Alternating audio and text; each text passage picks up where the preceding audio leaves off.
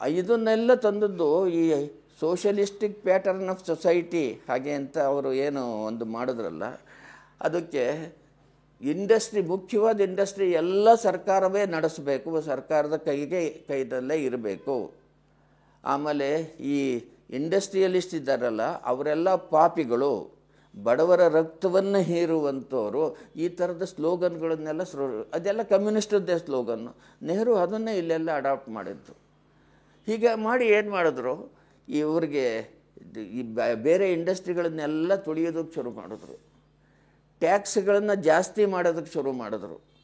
ಯಾರು ಬಿಸ್ನೆಸ್ನವರದಾದ್ರೆ ಎಷ್ಟು ಟ್ಯಾಕ್ಸನ್ನು ಮಾಡಿದ್ರು ಜಾಸ್ತಿ ಅಂತ ಅಂದರೆ, ಎನ್.ಎ. ಪಾಲ್ಕಿವಾಲ ಅಂತ ಬಹಳ ದೊಡ್ಡ ವಕೀಲರಿದ್ರಲ್ಲ, ಅವರು ಒಂದು ಪುಸ್ತಕ ಬರೆದಿದ್ದಾರೆ, the highest taxed nation, the highest taxed nation ಅಂತ ಅವರೊಂದು ಪುಸ್ತಕ ಬರೆದಿದ್ದಾರೆ. ಅದರೊಳಗೆ ಅವ್ರು ಹೇಳ್ತಾರೆ, ಇದರಲ್ಲಿ ಹೈಯೆಸ್ಟ್ ಲೆವೆಲ್ ಆಫ್ ಇನ್ಕಮ್ ಇರುತ್ತಲ್ಲ ಇಂಡಸ್ಟ್ರಿಯಲಿಸ್ಟು, ಅವ್ರಿಗೆ 97.5% ಟ್ಯಾಕ್ಸು, 97.5% ಪ್ಲಸ್ ಸರ್ಚಾರ್ಜ್. ಅವನು ಉಳಿಬೇಕು, ಅವನು ಯಾತಕ್ಕೆ ಅವನ ಇಂಡಸ್ಟ್ರಿ ಮಾಡಬೇಕು. ಆದರೆ ಅವನಿಗೆ ಮೊದಲಿಂದ ಬಂದದ್ದು, ಅವನಿಗೆ ಅವನ ಇದನ್ನು ಸ್ವಧರ್ಮ ಅಂತೀವಲ್ಲ ಹಾಗೆ. ಈ ಕಾದಂಬರಿ ಬರೆಯೋದು ನನ್ನ ಸ್ವಧರ್ಮ, ಕಾದಂಬರಿ ಬಿಟ್ಟು ನನಗೆ ಬೇರೆ ಮಾಡೋಕ್ಕಾಗಲ್ಲ. ಒಬ್ಬ ಸಂಗೀತಗಾರಂಗೆ ಅವನಿಗೆ ಸಂಗೀತ ಬಿಟ್ಟು ಬೇರೆ ಮಾಡೋಕ್ಕಾಗಲ್ಲ. ಅವನಿಗೆ ಅದನ್ನು ಬಿಟ್ಟು ಇಂಡಸ್ಟ್ರಿ ಬಿಟ್ಟು ಮಾಡೋಕ್ಕಾಗಲ್ಲ. ಅದರಲ್ಲಿ ಮಾಡೋನು ಅವನು. ಅವಾಗೇನು ಮಾಡೋದು, ಅವನು ಬಂದು ದುಡ್ಡು ಎಲ್ಲನೂ ಬರೀತಾ ಇರಲಿಲ್ಲ. ಆವಾಗ ಎರಡೆರಡು ಲೆಕ್ಕ ಬರೀಕ್ಕೆ ಶುರು ಮಾಡ್ದ ಅವನು. ಆವಾಗಲೇ ಹೇಳಿದ್ದು ರಾಮನ ಲೆಕ್ಕ ಕೃಷ್ಣನ ಲೆಕ್ಕ ಹಾಗೆ ಅಂತ ಅನ್ನೋ ಶಬ್ದ ಚಾಲ್ತಿಗೆ ಬಂದದ್ದು ಆವಾಗಲೇ. ಅವನು ಮಾಡಿದ್ದನ್ನು ಎಲ್ಲಿಟ್ಕೋಬೇಕು, ಅವನು ಕಳ್ಳ ಲೆಕ್ಕದಲ್ಲಿ ಮನೆ ಒಳಗಿಟ್ಕೊಳ್ಬೇಕು. 1 ವರ್ಷ 2 ವರ್ಷ ತಡೆದ್ರು. ಇವನೇನು ಮನೆ ಒಳಗಿಟ್ಕೊಂಡಿದ್ದ ಅವನನ್ನು ರೈಡ್ ಮಾಡಿಸ್ಬಿಡೋದು, ರೈಡ್ ಮಾಡಿ ತಗೊಂಡು ಜೈಲಿಗೆ ಹಾಕ್ತೀನಿ ನೀನು ಅಂತ ಹೇಳಿ ಹೆದರಿಸ್ಬಿಡೋದು. ಅವನು ಹೆದರ್ಕೊಂಡು ಹೇಳಿದಾಗ ಕೈ ಮುಕ್ಕೊಂಡು ನಿಂತ್ಕೋಬೇಕು ಅವನು.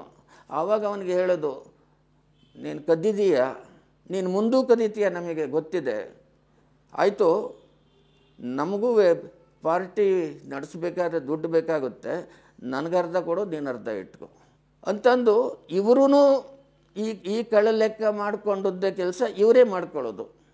ಅಂದರೆ ಕಾಂಗ್ರೆಸ್ಸಿಗೆ ಬೇಕಾದಷ್ಟು ದುಡ್ಡು ಎಲೆಕ್ಷನ್ ಹೆದರೋದ್ರೊಳಗೆ, ಬರೀ ಎಲೆಕ್ಷನಿಗೆ ಮಾತ್ರವಲ್ಲ, ಕಾಂಗ್ರೆಸ್ನವ್ರು ಎಲ್ಲರೂ ದುಡ್ಡು ಮಾಡ್ಕೊಳ್ಳೋಕೆ ಶುರು ಮಾಡಿದ್ರು. ಇವರೂ ರಾಜ್ಯ ಆಳ್ತಾ ಇದ್ದವರು ಕೂಡ ದುಡ್ಡು ಮಾಡ್ಕೊಳ್ಳೋಕೆ ಶುರು ಮಾಡಿದ್ರು. ಇವರೂ ಅಲ್ಲೇ ಸ್ವಿಟ್ಜರ್ಲ್ಯಾಂಡ್ ಒಳಗೆ ದುಡ್ಡು ಹಿಡಿದೋಕೆ ಶುರು ಮಾಡಿದ್ರು. ಹೀಗೆ ಮಾಡಿ ನಮ್ಮಲ್ಲಿ ಬ್ಲ್ಯಾಕ್ ಮನಿ ಅಂತ ಅನ್ನೋದು, ಟ್ಯಾಕ್ಸ್ ಕೊಡದೇ ಇರುವಂಥದ್ದು, ಅದು ಆಗಿನಿಂದಲೇ ಇವರು ಶುರು ಮಾಡಿಕೊಂಡ್ರು. ಆದರೆ ಅಪೋಸಿಷನ್ ಪಾರ್ಟಿಯವ್ರಿಗೆ ಎಲೆಕ್ಷನ್ಗೆ ಚೀಟಿ ಪ್ರಿಂಟ್ ಮಾಡೋಕ್ಕೆ ದುಡ್ಡು ಇರ್ತಿರಲಿಲ್ಲ ಅವಾಗ. ಅವರಿಗೆ ಯಾರು ಒಬ್ಬ ದುಡ್ಡು ಕೊಟ್ಟ ಒಬ್ಬ ಬಿಸ್ನೆಸ್ ಮ್ಯಾನು ಹಾಗೆ ಅಂತ ಅಂದರೆ ಅವನ್ನ ಹಿಡ್ಕೊಂಡು ಬಲಿ ಹಾಕ್ಬಿಡೋರು, ತಮಗೆ ಮಾತ್ರ ದುಡ್ಡು ಕೊಡಬೇಕು ಅವರು. ಈ ಥರದಲ್ಲಿ ಮಾಡಿ ಆಮೇಲೆ ದೊಡ್ಡದಾಗಿ ಇದನ್ನು ಮಾಡೋದು, ಗರೀಬಿ ಹಟಾವೋ ಅಂತ ಅನ್ನೋದು ಒಂದು ದೊಡ್ಡದಾಗಿ ಮಾಡೋದು. ಇದು ಗರೀಬಿ ಹಟಾವೋ ಅನ್ನೋದು ಒಂದು ಕೋಟಿ ಕೋಟಿ ಕೋಟಿ ಪ್ರಿಂಟ್ ಮಾಡೋದು, ಎಲ್ಲ ಗೋಡೆ ಮೇಲೂ ಹಾಕೋದು, ಸಣ್ಣ ಸಣ್ಣ ಚೀಟಿ ಮಾಡೋದು, ಊರೂರಿಗೆಲ್ಲ ಹಂಚೋದು. ಅದರಲ್ಲಿ ಈ ದುಡ್ಡಿನೊಳಗೆ, ಈ ಬ್ಲ್ಯಾಕ್ ಮನಿ ಒಳಗೆ ಇದನ್ನು ಮಾಡಿಕೊಂಡು ಎಲೆಕ್ಷನ್ನಲ್ಲಿ ಹೀಗೆ ಗೆದ್ಕೊಂಡು ಬರ್ತಾಯಿದ್ರು. ಇದರೊಳಗೆ ಈ ಭ್ರಷ್ಟಾಚಾರ ಇವತ್ತಿನ ತನಕ ನಡ್ಕೊಂಡು ಬಂದಿದೆ. ಈ ಜಾತಿವಾದ ನಡೆಸಿದವರೇ ಇವರು. ಈಗ ಮಧ್ಯದೊಳಗೆ ಏನಾಯಿತು ಅಂದರೆ,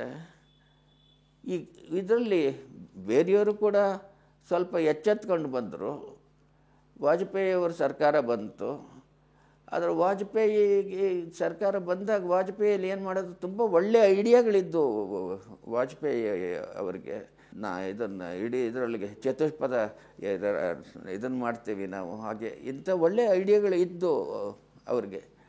ಆದರೆ ಮೊದಲನೇ ಸಲ ಇವರು ಚೇಂಜ್ ಮಾಡಬೇಕು, ಆದರೆ ಅದನ್ನು ಜನಗಳಿಗೆ ಹೇಗೆ ತಲುಪಿಸಬೇಕು ಇವರ ಐಡಿಯಾಗಳನ್ನು ಅಂತ ಅನ್ನೋದು ಇವೆಲ್ಲ ಆಗ್ತಿರಲಿಲ್ಲ. ಜೊತೆಗೆ ವಾಜಪೇಯಿಯವರಲ್ಲಿ ಒಂದೇನಿತ್ತು ಅಂತಂದರೆ, ಅವರು ಅಜಾತ ಶತ್ರು ಅಂತ ಅನ್ನೋದು, ಮತ್ತು ಎಲ್ಲರನ್ನೂ ನಾವು ಜೊತೇಲಿ ಕರ್ಕೊಂಡು ಹೋಗಬೇಕು ಅಂತ ಅನ್ನೋದು ಆ ಬಿಗಿ ಇರಲಿಲ್ಲ ವಾಜಪೇಯಿ ಇದರೊಳಗೆಲ್ಲದ್ದು. ಈ ಪರಿಣಾಮ ಏನಾಯಿತು ಅಂದರೆ, ನೆಕ್ಸ್ಟ್ ಎಲೆಕ್ಷನ್ನೊಳಗೆ ವಾಜಪೇಯಿ ಸೋತೋದ್ರು ಅಷ್ಟೇ.